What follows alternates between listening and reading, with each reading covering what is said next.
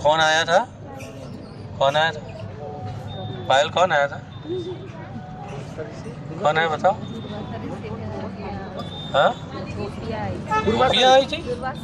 दुर्वासा मुनि आए थे। दुर्वासा मुनि यहाँ आए थे और गांव में रहे, तो सभी गोपियों को लगा, पूरे ब्रज की गोपियों को, चलो दर्शन करते हैं, उनका आशीर्वाद लेते हैं। दुर्वासा मुनि बहुत महान ऋषि है।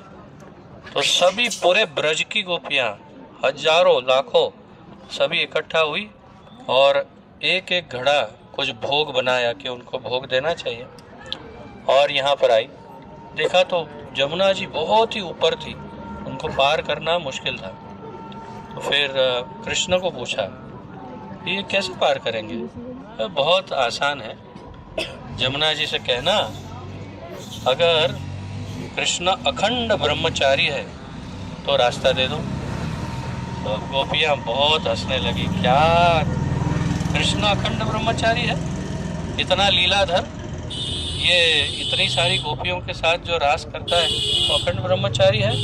तो पूछो, जमुना जी से बोलना अगर कृष्ण अखंड ब्रह्मचारी है तो रास्ता दे दो। सब जमुना जी के पास आई गोपियाँ और कहा कि यदि कृष्ण अखंड ब्रह्मचारी है तो रास्ता दे दो। जैसे ही कहा, जमुना जी दो भाग में हो गई और बीच में से रास्ता निकल आया। सभी गोपियाँ आश्चर्यचकित हो गई कि ये कैसे। फिर चली गई सामने। दुर्वासा मुनि को एक एक गोपी ने एक एक घड़ा जो लाई थी वो भोग अर्पण किया, और दुर्वासा मुनि सबका सब चट कर गए। जितना भोग दिया सब चट कर गए, सब खा गए, सबके घड़े खाली। बाद में गोपियाँ सोचने लगी कि अब वापस कैसे जाएं। तो दुर्वासा मुनि को पूछा कि अब बताइए कि अब यहाँ से हम वापस कैसे जाएं। बोलिए सुभद्रा मैया की जय। अरे वो सुभद्रा मैया।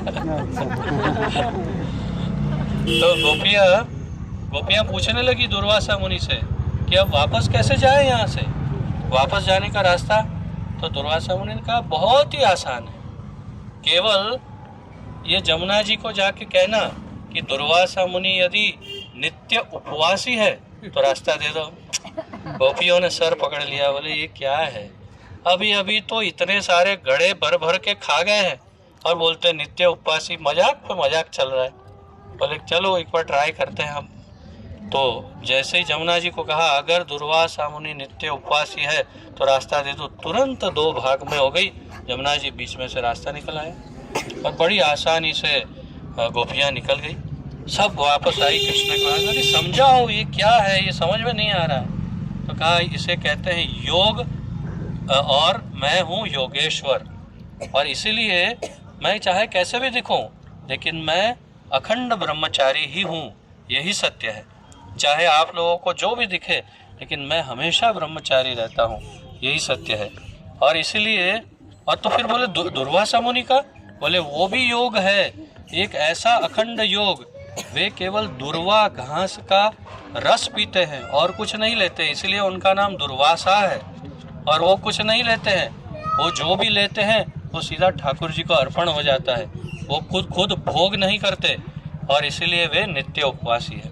तो इतना सब खाने के बाद भी वे नित्य उपवासी, और इतनी लीला करने पर भी कृष्ण अखंड ब्रह्मचारी। ये लीला इसी स्थान पर हुई थी, पानी गांव की। बोलिए पानी गांव की जय। बोलिए योगेश्वर भगवान कृष्ण की जय। बोलिए दुर्वासा मुनि की जय। निताय गौर प्रेमानंदे। हरे कृष्ण। अभी चलिए आगे चले।